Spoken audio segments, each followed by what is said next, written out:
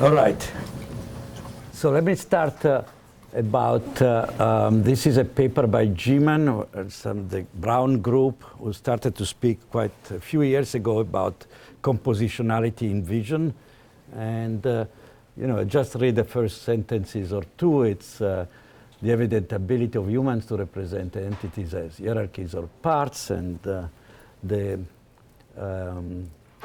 connection with language, and so on and so forth. And we'll hear much more about it from Josh, I assume, maybe Max as well. And you're welcome, of course, to pitch in your point of view. My definition of compositionality is much more naive. It's really about functions. So you have a function of a vector x going from, say, Rn to R, and this function may be a composition of several functions.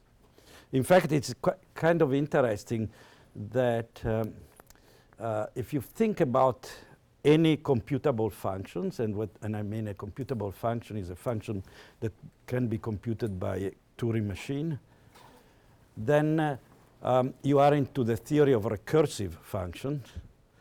And a recursive function is a computable function and can be defined in terms of a procedure that uses a few primitive functions like addition and multiplications, and out of it creates every function. So from this point of view, every function is compositional. That comes from the mathematics. A is a very computable function. It is really a composition of elementary procedures. Okay? And you can choose whether it's addition and multiplication, or I assume you can choose addition and the exponential function. And out of it you can define the log, and through addition you can define multiplication, and so on and so forth. So, okay. Now, let me speak about the microstructure of compositionality. So, the general point is that I'll use the graphs, graphs like the one on the top. Something like this, for instance, is a function of many variables, a vector in Rn that outputs some number in R. But then I could have, for instance, a function like the one on the right there would be a function of several variables followed by another function of one variable. So this would be something like followed by another function of one variable. It's like h1, h2, h3. h3 is a function of x1 to xn. So from Rn to R, and then this is a function of one variable only, right? And so depending on this compositionality, there are some interesting questions about approximation. And how can you learn or approximate from a set of examples, input-output data, so inputs like a vector x, output y. How can you approximate a function you don't know? And we think of a neural network as an approximator, a way of approximating functions. These are, for instance, sigmoidal units or rectifier units. This is now a network. It's not a function anymore. It's a network. Each unit is a rectifier unit, combines linearly various inputs, passes through the rectifier, and gives an output, right? So this is a one-layer network. This is, for instance, 3 layers. Now, if you have a function like this, and you ask how complex has to be a network, first of all, can a network like this approximate it? The answer is yes. A network with one layer and a nonlinearity, which is pretty much arbitrary, can approximate any continuous function if with an accuracy epsilon, in the sup norm, so the maximum difference, provided you have enough units. Now, here comes the problem, that the number of units that you require to have, so let's call f is the function, so the upper graph on the left, and say n is the network, and in the sup norm, I would like this to be less than epsilon on a finite domain, bounded domain. In order to have this, n has to have a number of units which is in the order of 1 over epsilon to the n divided by m. So n is the number of inputs, the dimensionality. M is the number of derivatives of the function, how smooth it is. Now, this 1 over epsilon to the n is what is called the curse of dimensionality. And it appears all over. This is the number of units I need. This is the number of examples I need to learn it, and so on. And as you can see, if epsilon says 10%, 1 over epsilon is 10. And if n is, 100 or say 1,000, which means an image which is not very big, is 30 by 30,000, you have 10 to the 1,000 units. So exponential are bad. That's the curse of dimensionality. Okay. However, there are some tricky situations like this one, where in this case you have functions that we assume have this particular structure, are a function of many variables, n, but they are really made up of functions, so compositional, that are functions of 2 variables.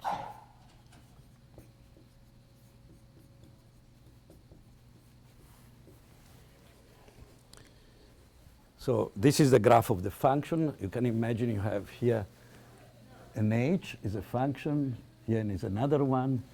Each one of these functions at each level is just a function of 2 variables. Okay, in this case, you can prove that the number of units that you need is, so this is well known, this is a new result, is 1 over epsilon 2 over m times n. So we avoid the curse of dimensionality.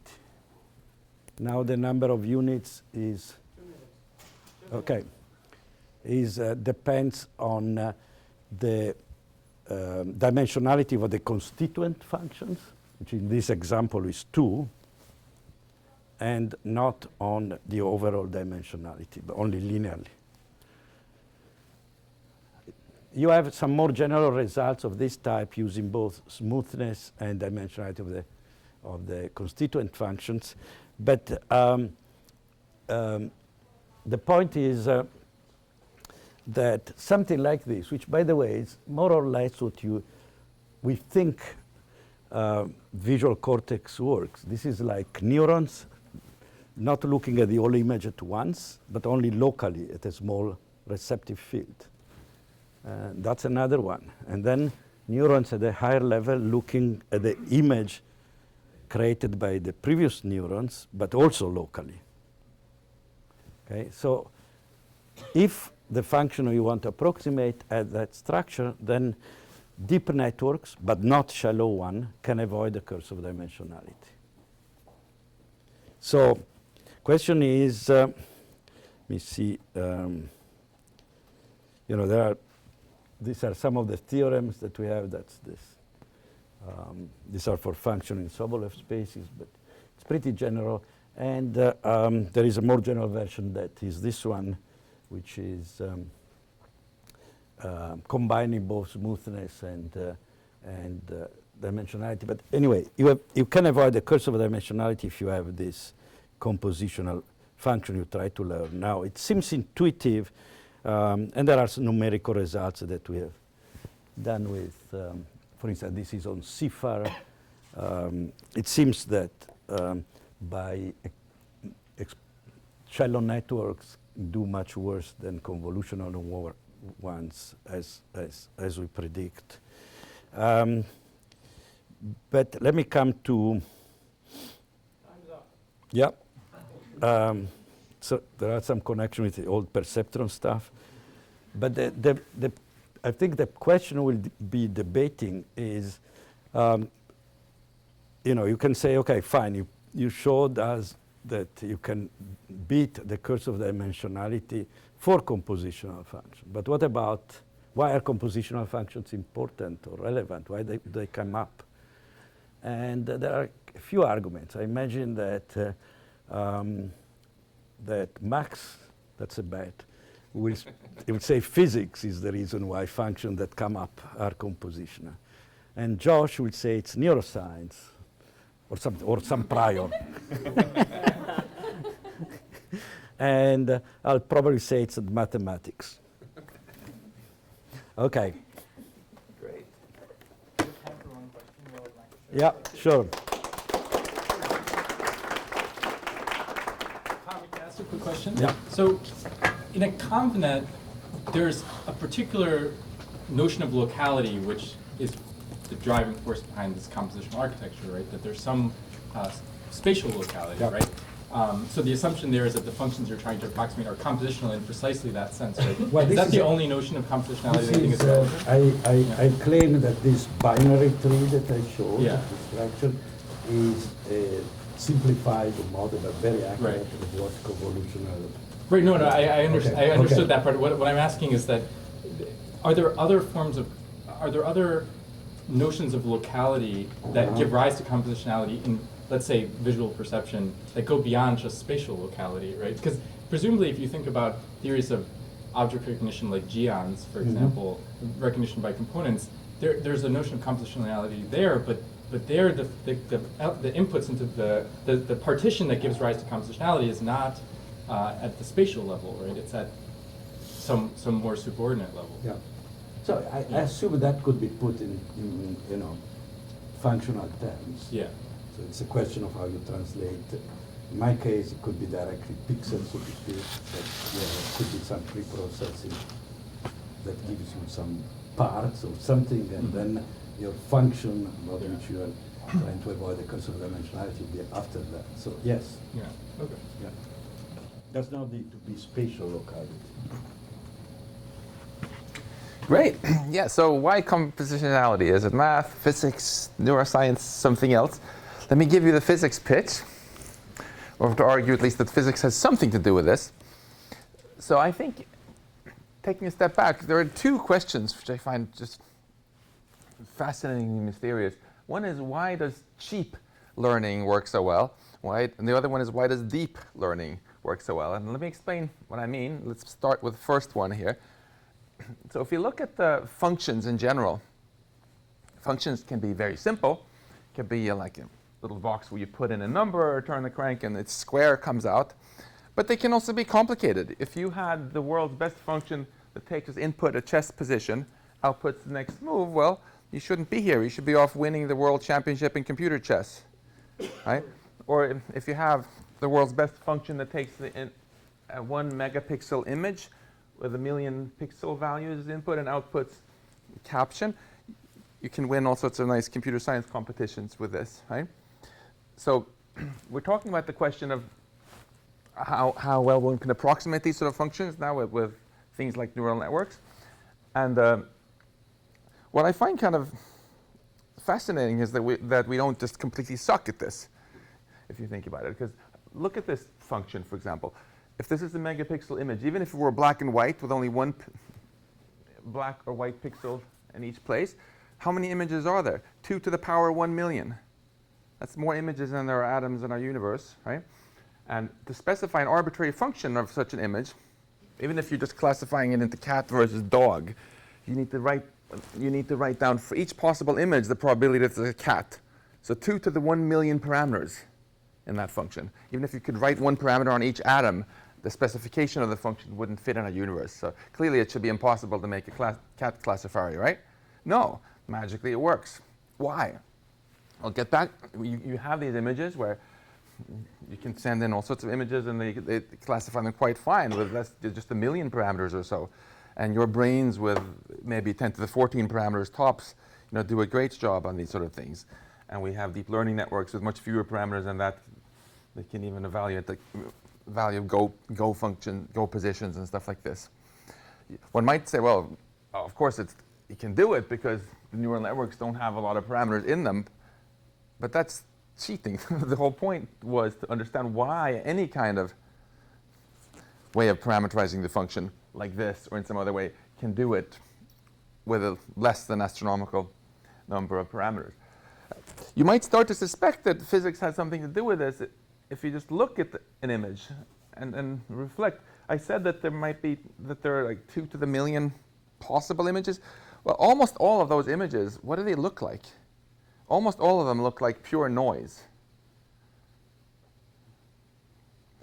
That's not what you have in your photo album, right? Typical images look like what would happen if you ran an encryption algorithm or something where so somehow physics presents us with a very, very small fraction of all actually possible images. And somehow that enormous simplicity is what enables us to build algorithms and functions that do useful things with them. So I wrote this paper on the topic with Henry Lin, who unfortunately couldn't be here today. Hi, Henry, if you're watching this on the web. And first of all, we pointed out that if you take some probability distribution that you have, maybe you're doing Bayes' theorem or something, you take the basically just take logarithms of all your probabilities, then Bayes' theorem turns into something which looks a lot like a Boltzmann equation in physics, where you're taking the exponential of another function. So the probability distribution is the exponential of something which looks like what we in physics often call the energy function or the Hamiltonian. And if you look at the Hamiltonian that describes the standard model of particle physics or some approximate classical physics or whatever, what you also find is that those functions are also extremely simple. They could have been crazy complicated, then physics would have been an epic failure, but they're also very, very simple. And how are they simple exactly? Well, let me give a little example. Suppose you have 10 variables, and I want to specify some arbitrary function of these. Suppose, for example, these are little tiny magnets. Like each one could point up or down. So we'll have to say it's a 0, or it's a -1 or +1 maybe.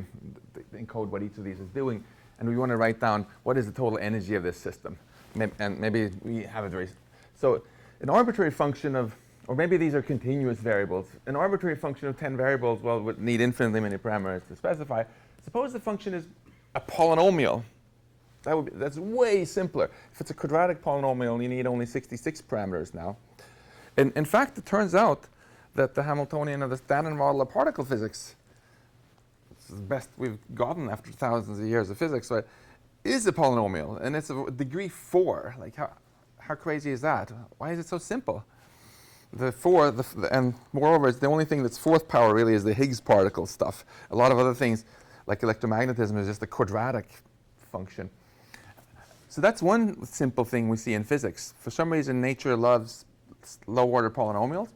Another thing we notice in physics is that it's local. Information can't travel faster than the speed of light, and that means that things, given very little time, only talk to their neighbors. So if this is a physics function, it's only allowed to have things in it like this times this. It can't depend on that times something far away, so-called action at a distance. We don't know why that is. It's just an experimental fact. But if you insist that you're going to have a function here that's local also, then suddenly the parameter count dropped even more. And for my little toy example, from this to 20. Yet another simple thing we see in physics is symmetry. The laws of physics over here seem to be exactly the same as the laws of physics over there, or for that matter also at a later time. Or if you rotate things, the laws of physics also seem the same. So in this case, if you just have translational symmetry, then the interaction strength between these two guys must be the same as between those two and those two. Now we have only 2 parameters left. So you see, even in this toy example, how things get very, very simple.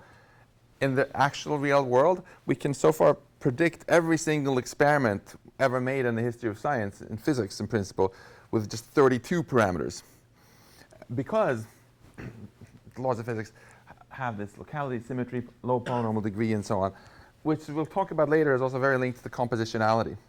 So that's what I meant when I asked, why does cheap learning work so well? By cheap, I mean, how can we approximate things we care about, functions we care about, with very small numbers of parameters? It's kind of on the cheap. What about the deep part? Well, we heard from Tommy already that there are these beautiful theorems, including the ones that Tommy showed, that say that even if you can approximate something very well and cheaply with a deep neural net, if you force yourself to flatten it and try to do it all in one layer, you need suddenly exponentially more parameters. I wanted to share with you a very, very simple example of that we proved a little theorem about in our paper, Henry and I. 2 minutes? Yeah? Just multiplying together numbers sounds like a very easy task, right? And it's sure enough very easy to do also with a neural network. If you have, for example, 512 numbers, you want to multiply them together, we proved that you can do it perfectly with arbitrarily good accuracy by using 36 neurons if you put them in 9 layers. So that's not surprising. It's easy. And the way you can kind of multiply things together in pairs, and then you multiply the pairs together, and all that. If you force yourself to do it all at once with a neural network, we were able to prove that you need 2 to the power n neurons to do it. You can do it also like this, but you can't do it any cheaper. So that's 2 to the 512. You need more neurons than there are atoms in a universe again, just for this trivial task. So that just emphasizes again what Tommy said. Multiplication, of course, is a beautiful example of something which is compositional. It's actually the prototypical example. Yeah, if you want to multiply these things, you don't have to multiply the first by the second, then the second by the third. You can multiply everything in pairs and then multiply them, and so on. So to summarize what I wanted to say is, what I find very intriguing is, if we start and ask, of all possible functions you can imagine as a mathematician, if that's this set here, then the set that we can approximate well with feasibly large neural nets is this puny subset, actually exponentially small subset. Okay? If you ask, out of all these functions, which are the functions that physics makes you actually care about? That's also a tiny, tiny subset of all functions. And where we seem to find, that's what we were arguing in our paper, is that basically this puny fraction of all functions and this puny are actually the same. And that's very fortunate. And I hope we can argue now in our debate why that is. Is it that somehow we evolved our brains to tap into the simplicity that was in nature, and that's why evolution selected neural nets? Or is there some other reason? I don't pretend to have the answers, but I think we'll have a fun debate about it. Thank you.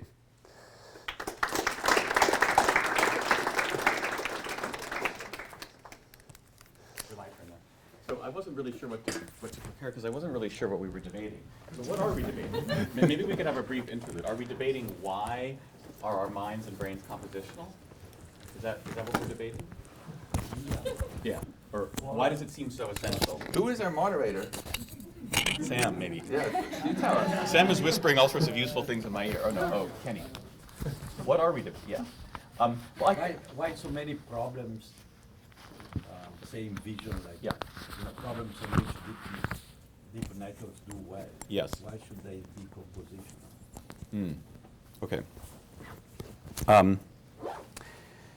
If they are, then we know why they do well. Right. That's the argument, right? But why they should be. Why should the problems have this compositional structure to them? Yeah. Well, okay. I'll give some perspective, and we'll see how that meets up. I think this is one of these debates where we agree upon maybe more things than we disagree on.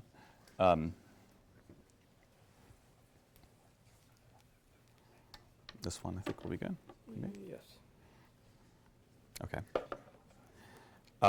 I'll try to give the cognitive science perspective. Maybe this also counts as a neuroscience perspective. It's really just sort of some background. I think everybody here has seen me talk about a lot of this stuff before, so I'm not going to actually talk about the research, just sort of the background. So I think compositionality makes all interesting computation possible. Here's a slide a lot of you have seen me show before, which is just, I like to think about what are the aspects of intelligence that we don't yet have good models of that span engineering in the brain. So, things that neural networks don't do well. I think Tommy's made a good case that, things that like convolutional nets can really be well understood. They're best understood in terms of ideas of compositional functions for pattern recognition. So good pattern recognition from limited training sets, and all of our training sets are limited, requires compositionality. But so does all of this other stuff that minds do, right? Which I like to lump under modeling the world. So explaining what we see, imagining new things, solving problems, like that, right? Requires understanding parts and their relations and their functions, like this part and that part and that part, right? Okay. I mean, it's just so self-evident that all the interesting things our minds do, building new models, all of these require having systems of knowledge that have parts with meaningful relations to each other, and the power comes from combining and recombining these parts in increasingly new and powerful ways. Same is true for communication. And it's a very old idea. So in the Gieman paper, he goes back to Laplace. Whoa, that's really weird. Okay, it looks better on that slide.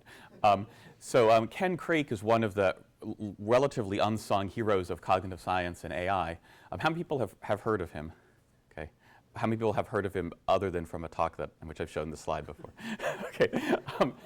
So in his book, The Nature of Explanation, he was kind of a contemporary of Turing's and also died tragically young. But he emphasizes, basically, this book is called The Nature of Explanation, but it's really his philosophy of mind in one of the first computational philosophies of mind, but it was before computers, because he was writing in the early 1940s, so before computers as we understood it. And he says, one of the most fundamental properties of thought is its power of predicting events, enabling us, for example, to design bridges with a sufficient factor of safety instead of building them haphazard and waiting to see whether they collapse. And in general, if organisms carry a small-scale model of external reality and of the organism's own possible actions within its head, then it's able to try out various alternatives, conclude which is the best of them, react to future situations before they arise, utilize the knowledge of past events, and so on, in every way to react in a much fuller, safer, and more competent manner. Okay.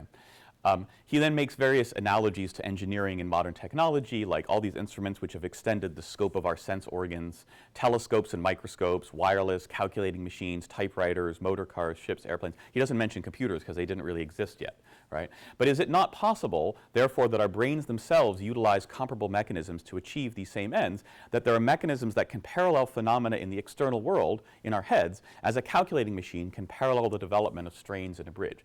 So I think this is some deep connection between what you're talking about. It's the cognitive scientist's view of your last point, that if the key thing that our minds are designed to do is not just to recognize patterns, not just to compute and compose functions, but in particular to build models of the world, if there's some basic kinds of compositionality in the world, in the physics of the world, then minds are going to exploit that, if they're well designed. I think that's the basic principle. There's this history, this has come up in all sorts of other ways, whether it's Helmholtz's analysis by synthesis and perception, or in Neisser's first book on cognitive psychology, which emphasizes across language, vision, and action planning, hierarchies of composable functions. That sort of is a unifying framework for the mind.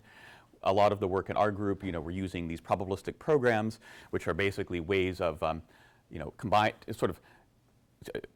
updating and combining some of these ideas, but embedding them in a probabilistic inference framework to deal with uncertainty from small amounts of data and all that sort of thing. I think that some of the challenges, though, come where this meets up with the brain, right? So we have at least some plausible ways that the brain could do probabilistic inference, whether it's Bayesian inference or statistical learning or something. But at the moment, when we look at how minds are supposed to capture compositionality, it looks like symbolic languages of thought, whether it's Lisp or Prolog or anything else like that. And understanding how these meet up, I think that's one of our really great challenges. So we can build compositional models at the cognitive level of the mind in terms of probabilistic programs where the language is compositional, and that explains in engineering terms how our minds use compositionality to very richly model the world. But I think if we want to introduce some topics for debate here, one of the key challenges is in how any of these things actually work in the brain, right? Tommy has often been pushing me. It's one of the great things that comes from CBMM is getting Tommy's push on this, right? Like, how could this work in the brain? Like, I'll talk, and this is just the last slide I'll show. These are just some particular examples that we could talk about if people want later on in the debate. Again, I'm mostly referring to things that are pretty much out here in our CBMM conversation already.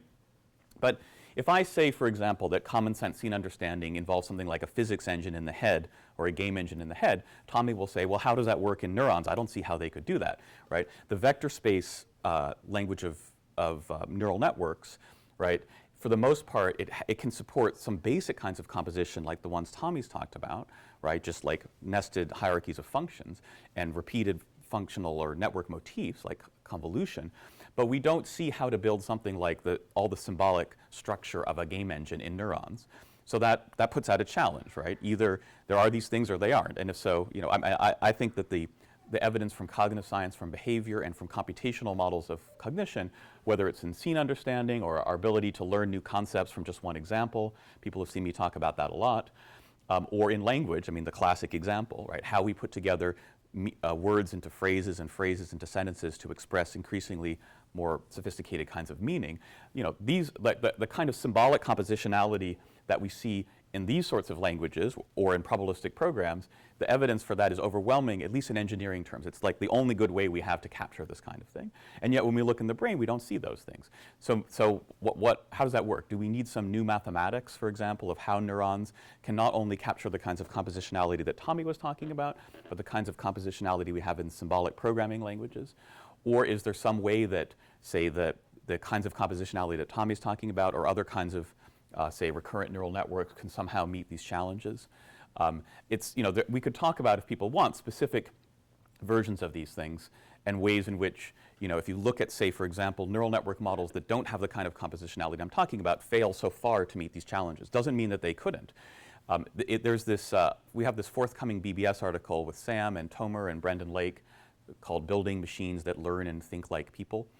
And I think, you know, many of you maybe have seen it. It's on arXiv. But it tries to make the case in these examples domains why you need some kind of compositionality, but to leave it totally open how, for example, that could come into any machine architecture. So neural nets, we think that, you know, people are starting to think about ways to get kinds of compositionality into neural nets. And I think that's a really interesting discussion we want to have. Maybe if I do have another minute, I'll just give one example because it's maybe the most basic one. Again, some people here who've been with CBMM for a while have heard me talk about this. But you might not think this is about compositionality, but it's one place where the very basic physics that Max is talking about meets up with what I'm talking about, and there's definitely sort of real tractable neuroscience to be done in the middle. And that's this issue of objects. So there's in cognitive development, people talk about the Spelke object. I don't think Liz Spelke is here, right? Spelke object refers to what I think you could legitimately call the first human concept, in the sense that in humans, in the youngest humans that you can look at, this is the first thing we can identify in the earliest ages, pretty much as early as you can look, that really counts as a concept, plays it's actually totally key role in human conceptualization and later thinking. And it's a very basic kind of symbol in a compositional language. Namely, this is the concept of an object. I don't mean like a particular kind of object like laptop or table or chair, like an object category, right? But just an individual object, like this is one, this is, I should realize that I shouldn't do that.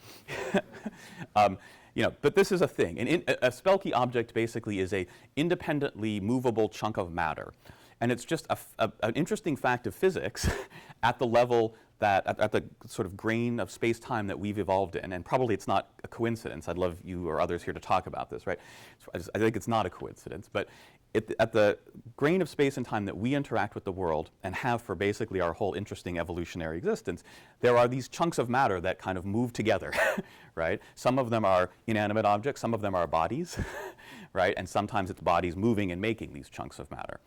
And it's one of the great discoveries, I think, of cognitive science from Liz and Renee Bayer-Jean and others, that infants' brains are basically genetically predisposed to see the world in these terms, right? Not as just voxels or pixels or just stuff, but as discrete objects that don't wink in and out of existence, that kind of move coherently through space and time, and that can be moved and made and so on. So this basic ability to see the world in terms of discrete objects, to track them over time even when you can't see them, to think, to act on them, that's one of the most basic symbolic capacities of the human mind. And when we learn to represent scenes and to think about scenes. It's basically compositional models composed out of objects and their parts. Again, that's the same thing Beeman was talking about. So I think, to me, like the question I would most want to understand, of all the mysteries that we don't know how it works in the brain, the thing I would most want to understand next is how does the brain represent these discrete objects, right? The many objects that are here in this room. I can look out and see all of you. I know you're all sitting on chairs. This room is full of objects, and I can start to think and plan about them. How does that work in the brain? We really don't know, right? But I think if we could learn about that, if we could make progress on that, then we'd start to have some of the building blocks of how the brain represents symbols more generally and composes parts into wholes. And I think the insights there would also scale to these many other sorts of problems, whether it's intuitive physics. Physics engines are, again, defined on top of objects, discrete objects and their relations. Learning new object concepts out of parts and relations, and also language. Okay, stop there.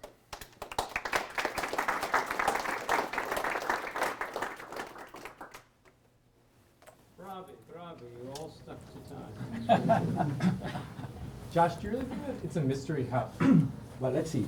Who is chairing this session? I'm not Can going you? to chair it because I have to go what do you wanna do do? another thing. So but- do you but I want can us start off. all three to stand here, or should we sit? We can move our chairs up into the front. Yeah, That's a take good your idea. chair. If we find our chair. Here's one for you, Josh. Thank you. I'll just stand. Wow.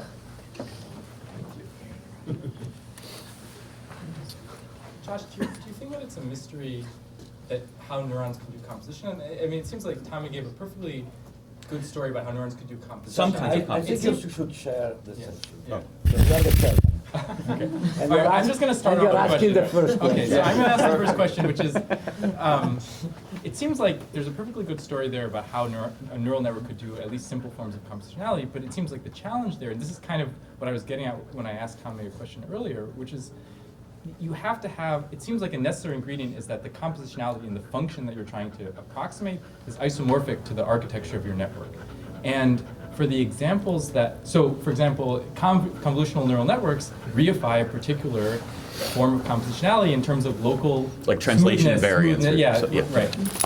But when you get to Just higher level, parenthesis, but Yeah. the translation invariance Yeah. helps, Right. but is not critical. okay, but what I'm In other making words, is you can get, you can correct the curse of dimensionality without Right. translation invariance. But my point is more essentially- my point is more general, which is that you need some isomorphism between the structure the function you're trying to estimate and your internal representation via, for example, a neural network. And it seems like the critical challenge in higher level cognition and maybe even in lower level cognition is that structure is constantly changing, right? If you think about, for example, understanding language or objects, there's not some fixed tree structure that we're Yeah. trying to estimate. It's constantly changing, and so how do you design a network that's flexible to accommodate that structure, the structural I diversity? think I get what you're right? saying. So Yeah. you're trying to put more of a finer point on some of the contrast. Like, whereas like if Tommy's saying, okay, let's build a network that just in a single bottom-up pass can compute a very useful function. Like, is this particular object category present in the scene or in this window?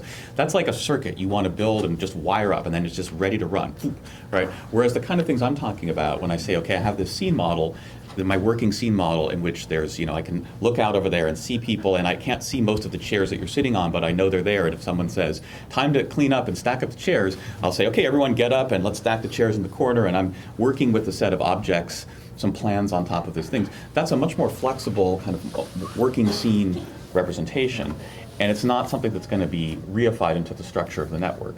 So the sharper question is, how do neurons represent these very flexible symbolic structures, or similarly, or like the parse tree of a sentence, right? Every sentence has a different structure, and how do you quickly assemble these and use these to compute meaning? It's a good question. Yeah, and just then one more comment on the question you asked there about convnets and so on. There, I think we can see very clearly also how, again, physics takes part of the blame, because the fact that we have translational symmetry in the world, that the laws of physics look the same if I move sideways, is precisely why you want the convolutional neural net. You want to process the information coming from there in exactly the same way as from there and from there and so on.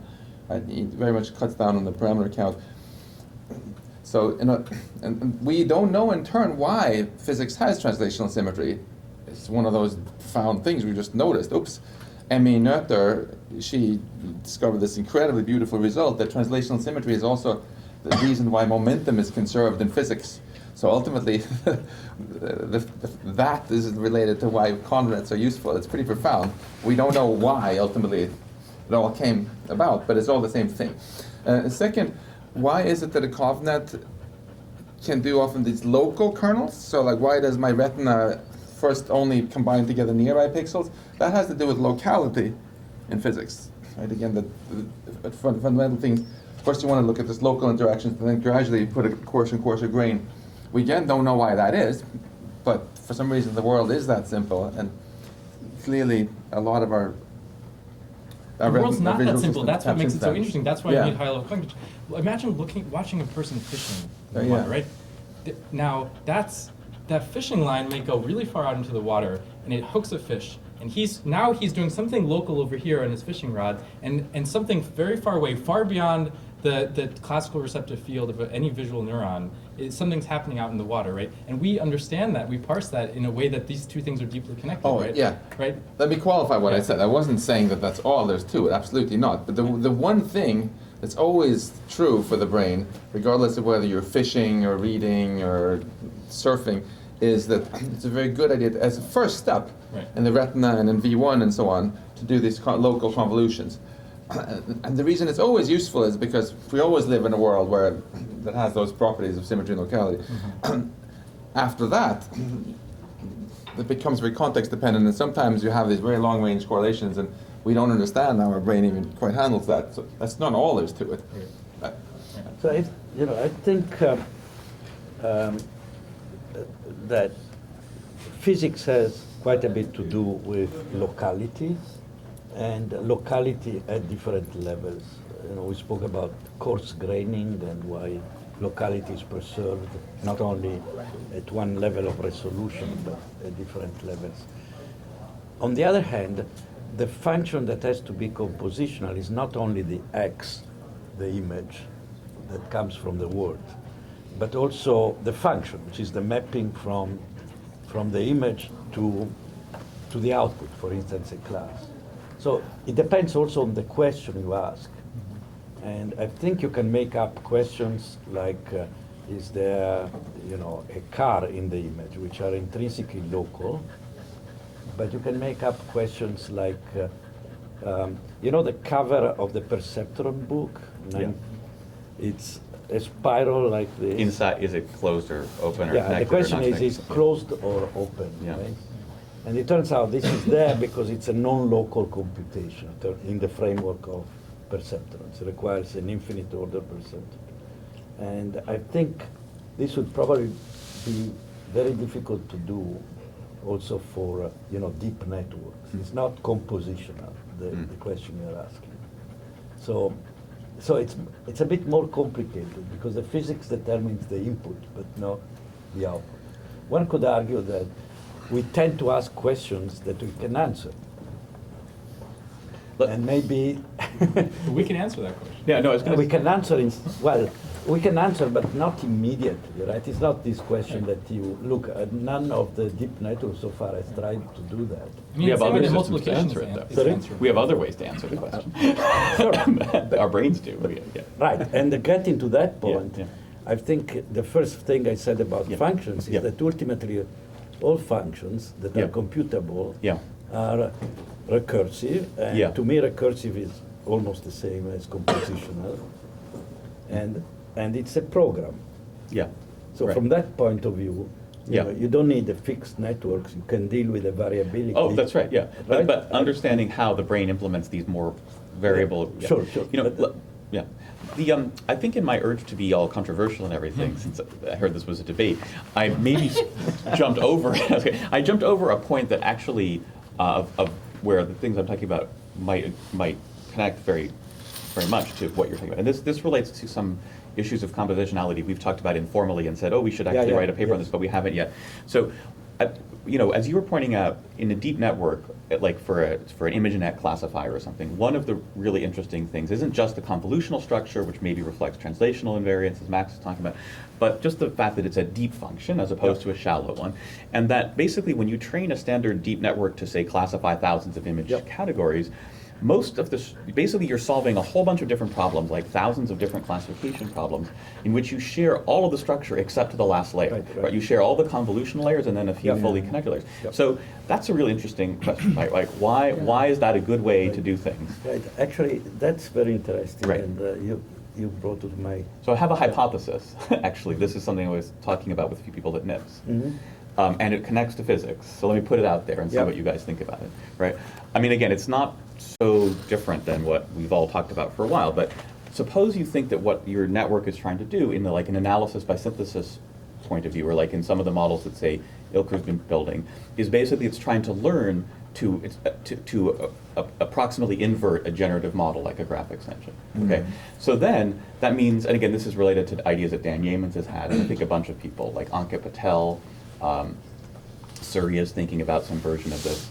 Just want to mention everybody's name in case this goes. Probably a bunch of other people too. Jeff Hinton has put out some version of this for a long time. Okay, but the idea that like, okay, vision is like inverting a graphics engine or something.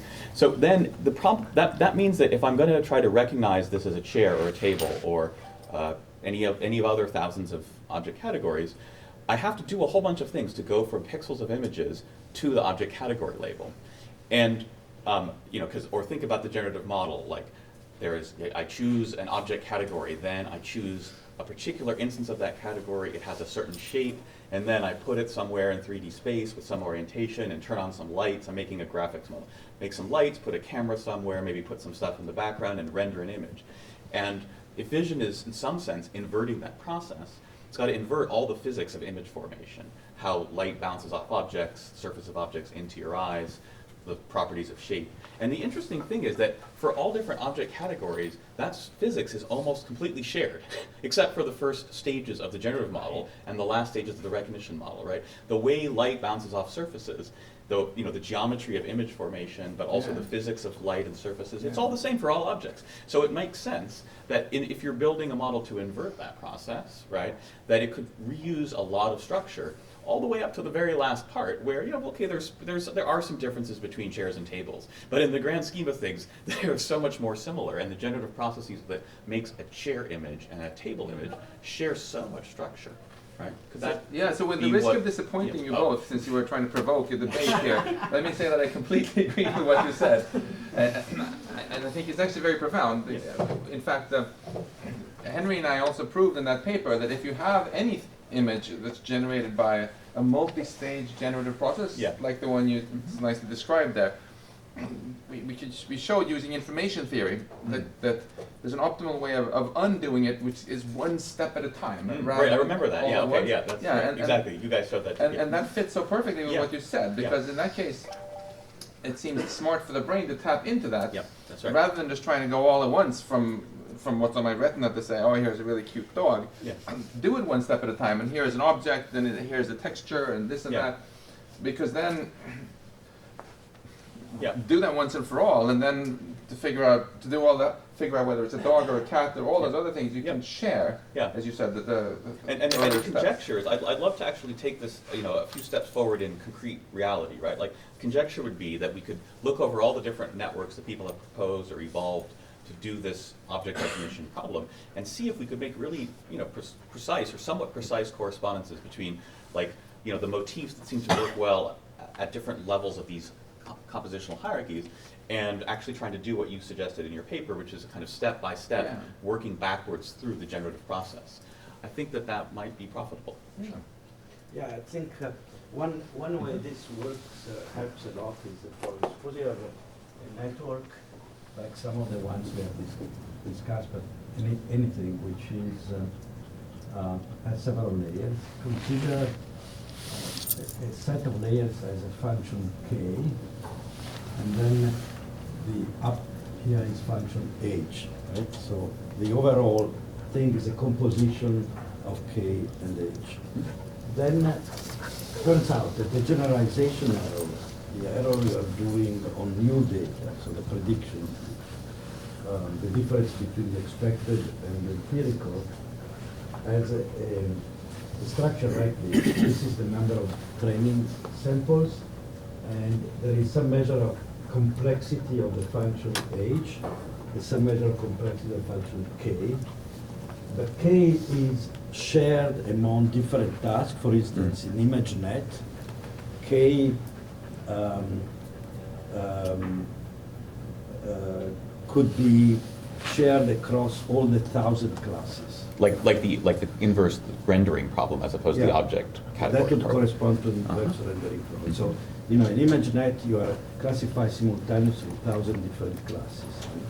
So, what you gain in generalization error is a factor square root of 1,000, so about 30 in that part of, which can be very large. And this comes simply by the fact that there is sharing between tasks. So you don't get this if you train the network instead on 1,000 classes on one. Okay.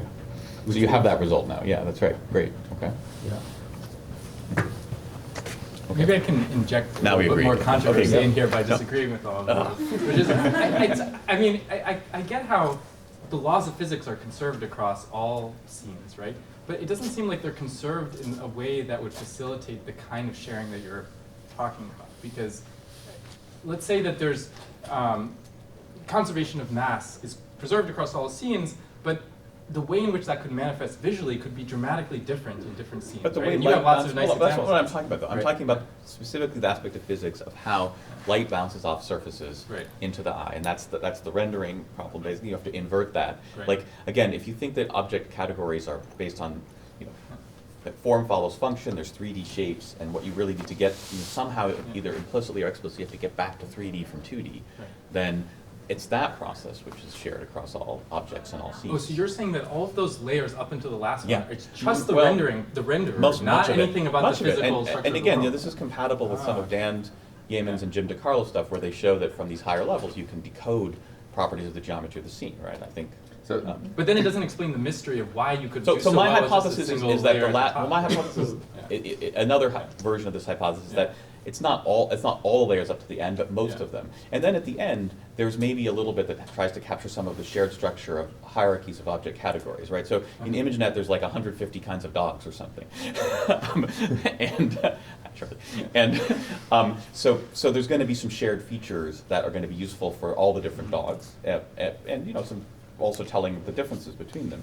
So probably a lot of what's going on in the higher layers of connections is just trying to exploit that shared structure and also tease out what the differences between those 100 different kinds of dogs are. to just try to inject a bit more discord, or at least emphasize our ignorance a little bit. So, if we take that as a given, then that step one is take the raw visual input, try to reconstruct surfaces, textures, motions, etc. So we all know we go LGN, V1, V2, etc.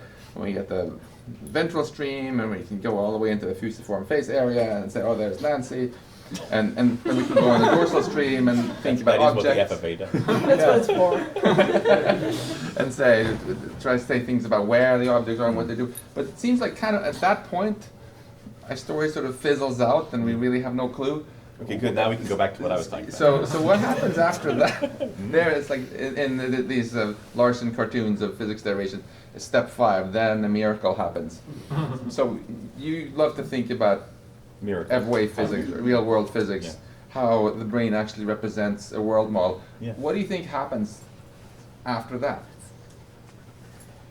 Well, that's what I'm talking about is the challenge. I think that, I don't think it's just in the ventral stream, right? Like, when we study physics, like the work that Jason Fisher did with Nancy and a little bit with me, trying to find the brain's physics engine, and there we're talking about some parietal and premotor areas, right? And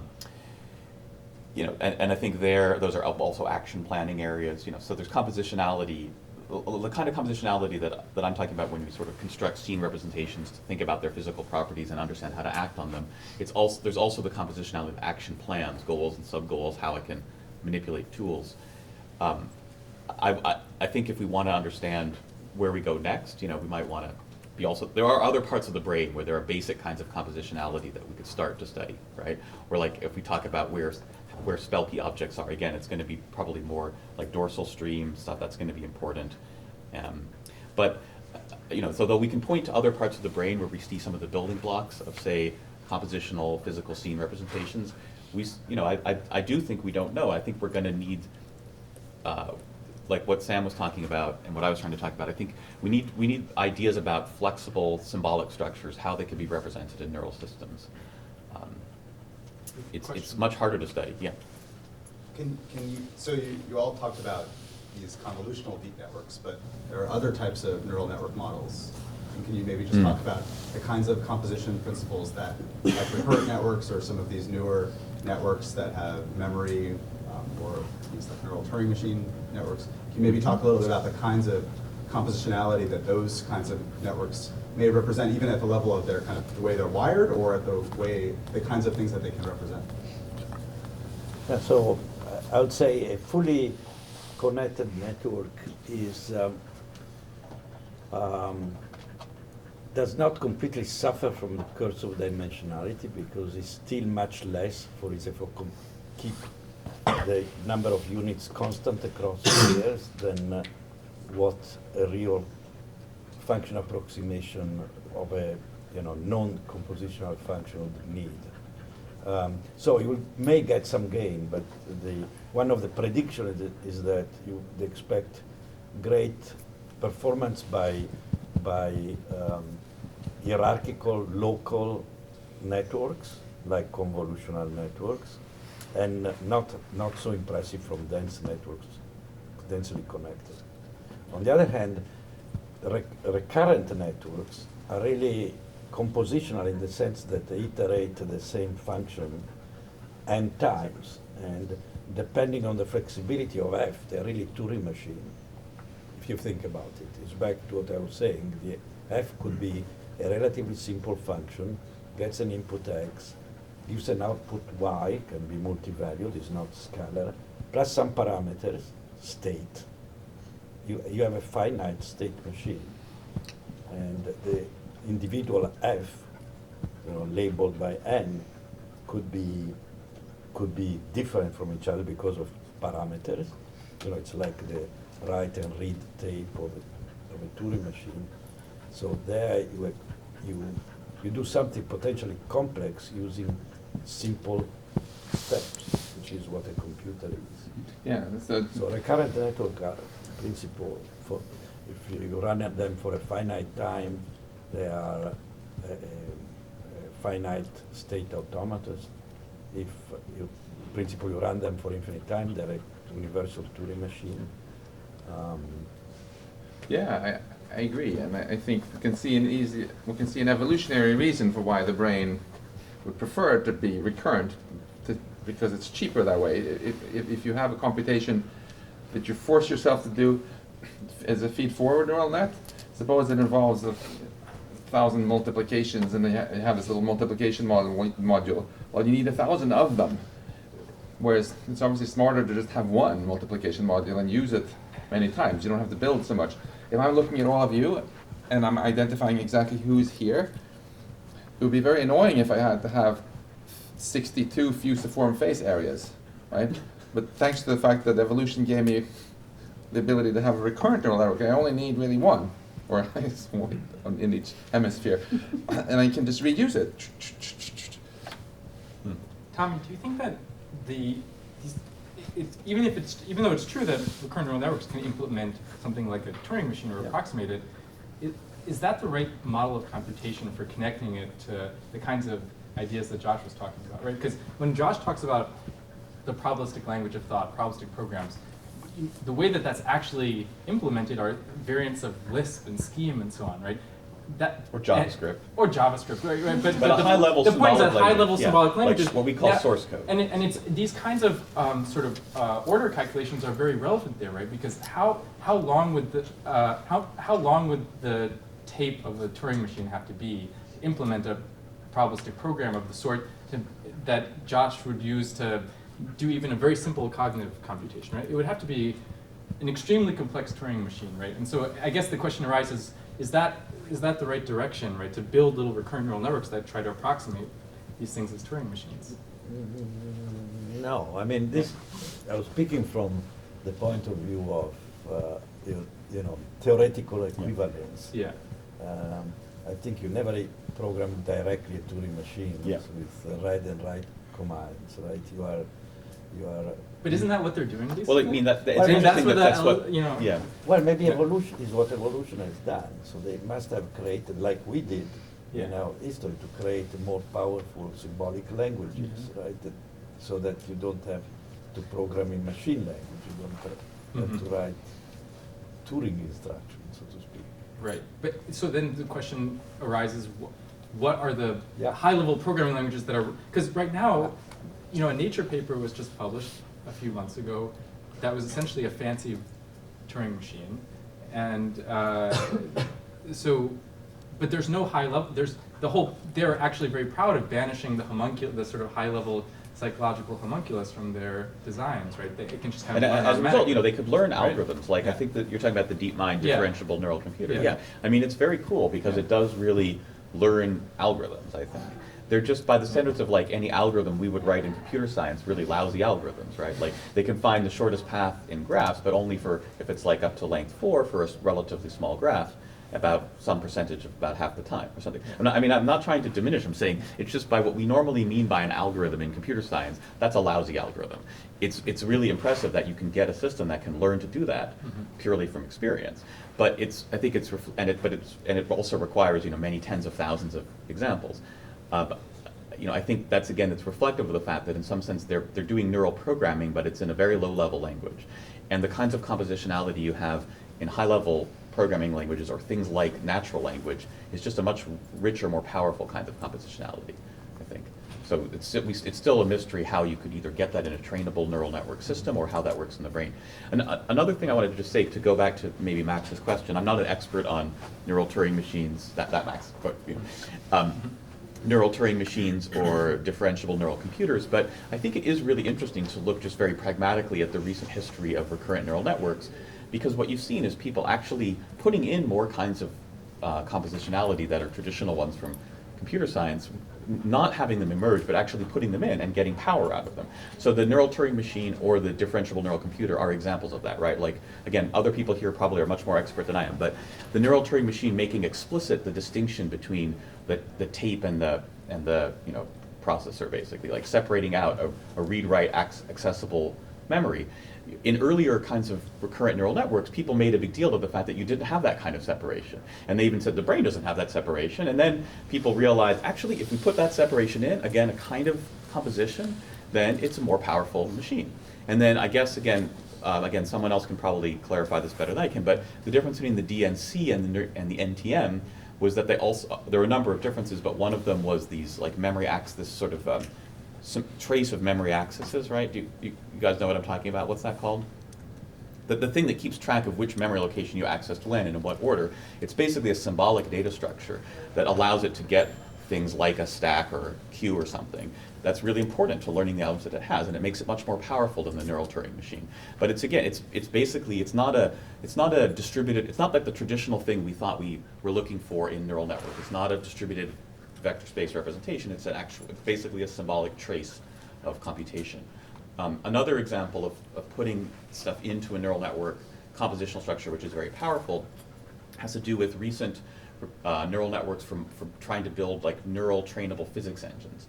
So Pete Battaglia, who did the work in our group, along with Jess Hamrick, with this physics engine model of intuitive physics, like actually using an explicit symbolic physics engine. He's been at DeepMind for a couple of years, and a project that he's been working on that he just talked about at this last NIPS, basically tries to build a trainable neural physics engine, but it does it not by learning it. And it learns things like, for example, balls bouncing in a box, or like it can model like planets orbiting around each other, or even like a string draping over something. So some pretty interesting physical scenarios. But it does it not by learning a distributed vector space representation of these states, which people have tried to do before. Like Hinton had tried to do this, a number of people tried to do this, and it was really basically a failure. Like, it's very hard to get a recurrent neural net that doesn't explicitly decompose into objects to learn to model multi-body systems. But Pete showed that he put in objects and relations symbolically, but then used a distributed neural net representation to learn the dynamics, like how forces worked and how they interacted, right? So that was much more powerful. Michael Chang at MIT, an undergrad, has built a similar kind of thing and also showed that, right? So that was, I think of that as a nice, triumph of compositionality in engineering, but it wasn't symbols and compositional structure emerging somehow from training a neural network. They put it in, and as a result, it did much, much, much better. So that doesn't help to solve the problem of how it works in the brain. It just motivates us more to look for how is it somehow put into the brain. Where is that discrete symbolic object structure in the brain? When you say putting things in, there are two ways in which things get put into our brain. One is you're a baby, you have some basic structure put in according to the blueprints in your DNA, and then it gets the synapses adjust based on training data. But evolution is of course also been an iterative process, which has put things in. It just happened on a much slower time scale. So if it turns out that what you're saying is correct, then we can get much better efficiency by pre-programming a sort of modular, like an object-oriented representation, basically. Then I don't think that should count as cheating. No, it's not cheating. Not it's not cheating. It. I'm just saying it's not cheating. It further motivates us, I think, to ask, okay, well, it's proven its value on the engineering side now, and more reason to say, okay, well, how might it work in real neural networks? Yeah. I wanted to ask a question, just it's a little bit of philosophical maybe, but why compositionality? For instance, if we, for a moment, let's go back to the visual system and suppose, you are looking at this locality iterated at various hierarchies. You may argue this is, evolution discovering this because this is what physics imposes as a constraint. But you could also argue this is because in the brain, neurons cannot make very long-range connections. It's much better in terms of wiring and development to have local connections.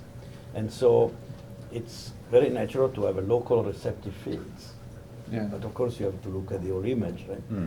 So if you go this way, you say this compositionality, at least that form comes from constraints of neurons, ultimately. And then if you go on, maybe question we ask, things we worry about, everything is because our brain is compositional. It's not because the world is. I think that's a great question, Tommy. So you're asking, is it because the world has this structure, or because our brain is made of neurons? I would say both, in the sense that evolution gave us brains made out of neurons in particular, because they are local in a way that can be matched to the physics. That's why our evolution did not give us a brain made out of some completely other kind of Well, it could have. But Well, anyway. Max, if there was no wiring costs, would you have discovered different laws of physics? Yeah, it's this kind of question. I don't know if I don't know if Yarden, you want to weigh in on this at all. But so, for example, Yarden Katz over here is some of you might know him. He long ago was a grad student in our group where he worked on like some symbolic compositional models of high-level concepts and intuitive theories. And then a long path took him through molecular biology, and now he's working on yeast. And I won't steal the thunder of your research program, but he's trying to kind of doing, I think of it as like a cognitive science of yeast, trying to understand how yeast can compute some of the basic kinds of things like perceive the world, learn, make decisions. Now they don't have a nervous system, but they do computation, and you're not the only one obviously think about this. Like single cells do computation. They don't have, this is like what goes on, what's the computation that goes on inside a single cell? It's a bit different physical machine than neurons and their local connections. But, to some extent it's maybe less compositional because there's like a soup of chemicals. On the other hand, there's lots of very discrete parts, and I don't know if, I guess what I just want to say is it seems like biology has figured out different ways to do computation. It's amazing how much even a one-celled organism can do. if we're going to try to make grand theories of how physics constrains compositionality in biology, we might also want to think not just about brains and cells, but the kinds of computations and possibly the kinds of compositionality that might go on inside single cells. Yeah, I think Do you want to comment on that? Or? I actually have a different comment, Oh. but I'll comment on this. Yeah, I agree. I think that you can represent intracellularly a lot of interesting computations that have state and memory using things that look a lot more like symbolic state, like, for example, like chromatin states or phosphorylation sites on a protein, which are kind of like binary states. And so these are kind of very different motifs of computation from synaptic strengthening, which people have been fixating on in Would you think of it as neuroscience. compositional, or would that not be right? I think that's a separate axis, Okay. but I think that, representing, having binary states that you can sort of, with perfect fidelity, control is an interesting motif for computation that you can't always get so easily with synaptic strengthening. So I think, yeah. I would love to read a book entitled "The World According to Yeast" to understand sort of what aspects of the world the yeast pays attention to and cares about. And it may very well be that because the computational demands of a yeast cell, the kind of problems they're trying to answer are quite different. Yeah. That it's optimal for them to not have very spaghetti-like neurons, but to have the kind more some sort of computation like they have, where it's still a recurrent network, but when, like, if you have a cell, by expressing some gene, you can communicate with everybody else, not just with some. I think it's a really fun, very fundamental question, how a particular class of physics problems dictates sort of a best architecture. I mean, I have never had any interesting conversations with yeast cells. We should go for a beer tonight, but see if it helps. But I imagine they don't. They don't have gone for beer. They don't have quite. They have a very different sort of world model than we do, where it's a lot more local, a lot more stochastic and random, and maybe not so much long-term planning. So you could imagine that would dictate a different kind of optimal. They actually have to hardware, right? plan much more long-term than we do. As I learned from your dad. Oh yeah? It's a different topic, but. Well, so there's actually an interesting tradition of, in neurobiology, that people like Dan Koshland writing papers in the 70s about linking bacterial chemotaxis and computation in neurons. But he was looking at computation intracellularly. And so that was kind of before, I think, we got so caught up with synaptic plasticity. So people appreciated the connection between intracellular somatic computation in a single-celled organism like a bacterium and somatic computation in neurons. So I think there are some deep connections there. Did you say you had a different question you wanted to ask us? Oh, I had a kind of different comment. I think that maybe going back to the paper you mentioned that you had with Sam, the BBS paper, it seems like compositionality is not really the key feature, but maybe something like the interaction with between compositionality and some form of abstraction. So in your paper, you guys discuss cases, sorts of compositional problems where where neural networks fail. Like if you take like one of these Atari games where you have to plan ahead of time and you slightly change the objective function, like instead of getting the maximum number of points, you want to lose as quickly as possible or get to the next level, but just barely. Then those are compositional problems where deep learning kind of fails. And I think that in those problems, you have an interaction between compositionality and some form of abstraction. Like you need a notion of agents and objects and agents that have beliefs and desires and plans and all that. So maybe that's the key thing. It's this interaction between those two things rather than just compositionality. Yeah. Yeah, I mean, I think that there's a common response to these kinds of arguments, which is that you build an expressive enough neural network, and it will learn all of these things about agents and objects and so on, but it's all going to be implicit in a distributed representation. And it's going to learn exactly what it needs to perform the task that you're training it on, right? And that's a pretty sensible and compelling argument, I think, right? But the problem is that it runs into challenges when you want the network to generalize in non-trivial ways, and that was sort of the point of that section, which is that it's not enough to simply represent something implicitly in a distributed representation.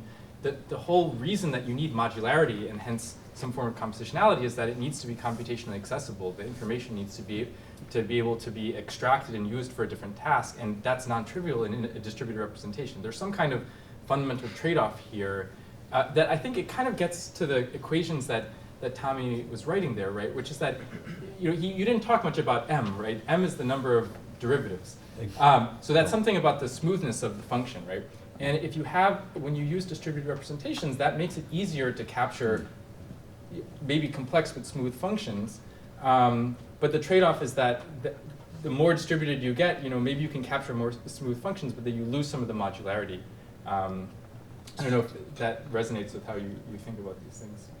Yeah, I mean, you may have a composition of functions, and the overall function has a smoothness in a suburb space that is the minimum of the smoothnesses of the constituent function. So you may win big if you approximate separately the individual functions instead of the whole functions. Because the individual function of part one has much higher smoothness and requires a much smaller capital N. I think, yeah, I don't think I have the right vocabulary to really answer your question, because we have these words like compositionality and abstraction that are just vague but really important notions. Right. Another one I want to use is symbolic, and somehow I think I want to try to say that, you can have compositional systems that are circuits-like you can build Boolean circuits, or you can build the kind of circuits that maybe Tommy was showing up there that are compositional, compositions of functions. You can also have compositionality in symbolic systems. And there's something about compositionality in symbolic systems which enables a kind of abstraction that is central to human thought that we were trying to get at in our article. So yeah, I think we need better ways of understanding what all of those concepts actually mean formally. So I wanted to bring up a question that was related to a couple of ideas that came up earlier. One is this idea of inverting a generative process by sort of sharing the first several layers, the first several steps of this sort of hierarchical process. And the other was this idea of contrasting a sort of high-level programming language versus something like a machine language. And ask about sort of, so far it sounds like we've been talking largely in terms of sort of two primary languages. One is this sort of very, very low-level sort of neural network-based representation, which might be somewhat analogous to machine language if we're going to kind of hold to the computer metaphor. And the other is this sort of higher-level, more flexible sort of language of thought idea that we're talking about in terms of these sort of probabilistic programming languages. But, and again, this is not really an area of expertise for me, so this interpretation may be totally wrong, or the metaphor may not quite map. But it seems like in the history of the sort of development of computer science, it's not just the idea that you can have this sort of isomorphism between the physical implementation of a computer chip and the sort of symbolic representation of machine code of those chips as ones and zeros that's important, but also this idea of sort of bootstrapping ever increasingly complex programming languages on top of those programming languages, so that it's not that you go straight from implementing machine code to implementing something like a modern probabilistic programming language, but instead you actually need to bootstrap just a slightly more complex language on top of that, something like BASIC, and then only using something like BASIC can you then bootstrap a more complex language like C to then bootstrap something like maybe a probabilistic programming language. So do you think that there's something in the nature of at what level of sort of programming language complexity could you be able to see the influence of the sort of constraints from physical systems like the ones that Max was describing, where you can say, well, this language is now complex enough that I can actually represent the idea of sort of locality in the sense that we refer to in the physical domain, or I forget some of the other points that we were talking about. But to what extent do you feel like you would need something in between these two sort of languages you're talking about to represent that? Yeah, that was like an uber question. I think no, it's good. It packed a lot of things in there. So I'll just try to address what I think was the thing you were getting at the end, or one version of that. Yeah. So right, something that I learned from Vikash Mansinga in interacting with him was that there are lots of different kinds of programming languages for all sorts of different reasons, and there's the ones that we engage with, like as humans, like source code where we're writing code, and then there's the ones that are the closest to the machine circuits that are being implemented, and then there's lots of things in between, right? And in the design of modern compilers, again, I don't know anything about this, but I saw 1 or 2 lectures in the context of probabilistic programming meetings by compiler people, and they would say, well, okay, a modern compiler might go through 10 or 20 transformations from the level of source code all the way down to the level of, you know, the finite state machine that actually runs on the computer, right? And I guess you call all of those intermediate languages, and they have value, right? So you know, at each step along the way, you're making some different optimization or trade-off in space resources or time complexity or efficiency for this kind of part of the computation or that one, or maybe it's about power efficiency or whatever. And yeah, I mean, I think if we're reverse engineering the brain, it's likely that we're going to find that there are more than 2 different levels of compositional languages. Yeah, in some sense, there's a compositionality to neural circuits that, like Max and Tommy were talking about. There's a compositionality to the cognitive level that it's easiest for us to think about in language and write down in a symbolic language like Lisp. And there are probably going to be others too, but, you know, multiple levels between them that we would like to understand. There was a panel, similar sort of panel at Woods Hole this summer. It was kind of a joint panel between our summer school, and it's actually really more the other summer school, the Methods in Computational Neuroscience one. But it was about, like, do we need new kinds of math to understand the brain and the mind? I don't remember who was on that panel, if you guys were on it or not. But I remember Surya Ganguly and I were on that panel, and you know, I made a remark that I think we need to understand better in our field compilers and how compilers work, and what are basically programs that can automatically transform from one language to another to optimize different kinds of trade-offs, right, in resources and algorithmic and other kinds of efficiency, right? He thought maybe I was making a joke, or he took it as a joke, or he turned it into a joke that, like, okay, next year we're going to come back and computational neuroscience is going to be all about compilers. But I honestly think it's not just a joke, it's serious. I think if we understood better as a field what kinds of things are going on in programming languages and compilers, we'd have more ideas about how to link up the high-level symbolic language of the mind to the lower-level language of neurons. How would we know when we found something? Like, if About I'm a that? neuroscientist recording brain activity, how do I know if I'm measuring a compiler that's doing 20 transformations, how would I know that it's I guess we should what ask, I'm looking at is Conrad now and Eric Jonas, but yeah, I'm measuring transformation 17 right now. Right. Well, if you look at the premotor cortex and the motor cortex and so on, it feels like there's some compilation style things going on. If I decided I'm going to pet this very cute dog, right, it was a very high level command. Yeah, totally, yeah. And then somehow that very rapidly got translated into all sorts of very detailed fine motor movements in my fingers and so on. And I have no idea how it happened. Or when you practice a skill, when you decide to learn to play tennis or something, Yeah. you know, you start off by, like, making very conscious high-level plans about how you're going to serve or whatever, and then it just gets compiled out. Yeah. But how do you do that in neurons, right? I mean, I could see in a motor, there's a motor hierarchy, for example, right?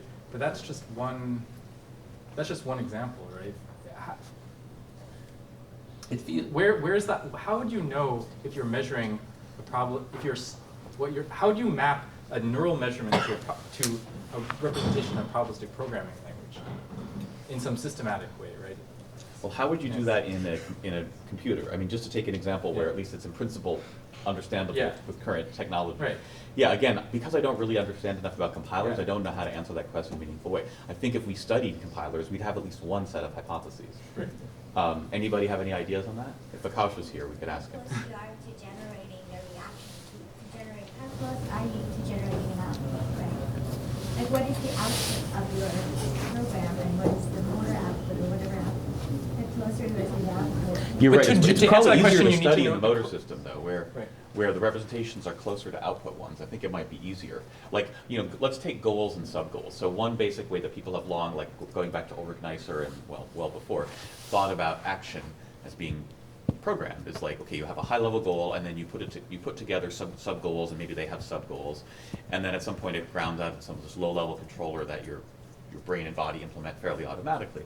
So that seems like the kind of thing that we could start to understand how a high-level goal is compiled down into a plan that you can actually implement, right? I'm not, again, that, Yeah. you're saying, how would you know? Well, you'd see probably some cell assembly, Right, but how I do you think- see cells? Like, you have to have some notion Yeah, of what you, okay, like, so to even if we define a could- receptive field, you need to have some stimulus space defined, right? Is our stimulus space, what is our stimulus space, right? Well, again, it's not, here I'm suggesting looking at the action. I mean, it's one Right. of the reasons Brendan Lake and I started studying these handwritten characters, because I think they're, both in perception and production, there's a very basic kind of compositionality. The strokes, basically, the strokes and the smaller gestures of smooth motor gestures that make up these strokes. So I think we can see that perceptually. We've found various ways to study it behaviorally and computationally, but we'd like to go right now. I mean, Brendan started doing some fMRI on premotor representations of handwritten characters. I think there's probably, you could study these things in monkeys as well. I think Vinrik, one of our CBMM partners, has suggested some such ideas. So I think, again, it's not the most satisfying answer, but I'm saying here's a place we could go and look and start to see these kinds of very basic sorts of compositionality. There's another interesting aspect of compiling also, I think, could be worth studying once we figure out how to study it. You mentioned tennis, for example. When you're a beginner at anything, you do it very consciously. You're really focusing on it, you're paying attention. When you've practiced for a long time, it feels like you've compiled it down into unconscious modules. It can just do it. Maybe it's somewhere deep in your cerebellum, how you serve and stuff like that. So you really don't even think about it. And it's well known that if you're a really skilled athlete, right, the more you pay attention to what you're doing, the worse you'll actually even perform. So you want to kind of run it in machine language. And I'm also curious how that slower transition happens when you go from doing things very slowly and deliberately. Like, you all remember the first time you tried to ride a bicycle, right? Or walk, maybe, but to how it is once you've sort of Or compiled when it kids down. learn to write. So Yeah. So with Brendan and Eliza Kazoy, who's also one of our CBMM people, starting to study how kids learn to write characters and when they have these sorts of skills. And they're much less good than adults, and they're much slower, and they take a long time. And it's like they have to really think about each stroke that they're drawing, right? So yeah, I mean, again, I'm just saying that's a place where we can start to study these things. Totally agree. I think that probably Should we wrap call it up? a day. Let's thank our speakers Okay. again.